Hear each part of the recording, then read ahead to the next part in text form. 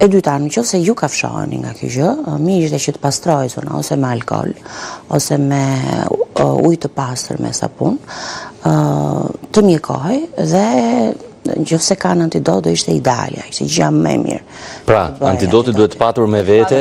Patjetër. Po, çfarë llojesh mund të kemi të antidotit me vete, se problemi është që një lloj. Një antidot është për gjitha gjeprim. Nuk është se ka antidot caktuar. Edhe nuk kemi, është bërë një të paktën sipas protokolleve mjekësore, mirë ishte që çdo gjarpër të kishte antidotin e vet.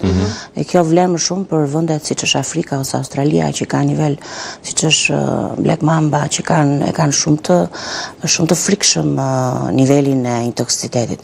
Nëse gjarprin tek ne janë citotoksik ose bëjnë shkatrim të qelizës, bëjnë shkatrim të qelizave eritrocitare, nuk kanë veprim paralizues, siç mund të ketë kjo kobra ose mamba e zezë, ato kanë veprim paralizues pulmonar dhe nuk e kemi fatmirësisht të lloj gjarpri. Në këto raste duhet një antidot tjetër.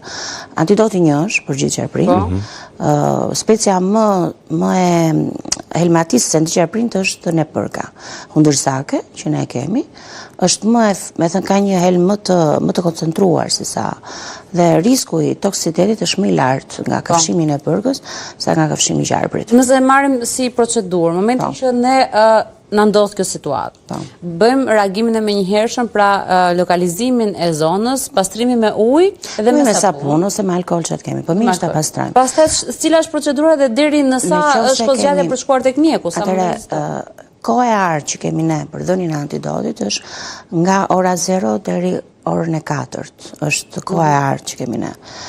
Me kuptimin që kemi një efekt maksimal të veprimit të antidotit. Por ka protokollë që ne japin deri në 16 orë ose brenda 24 orësh të parë.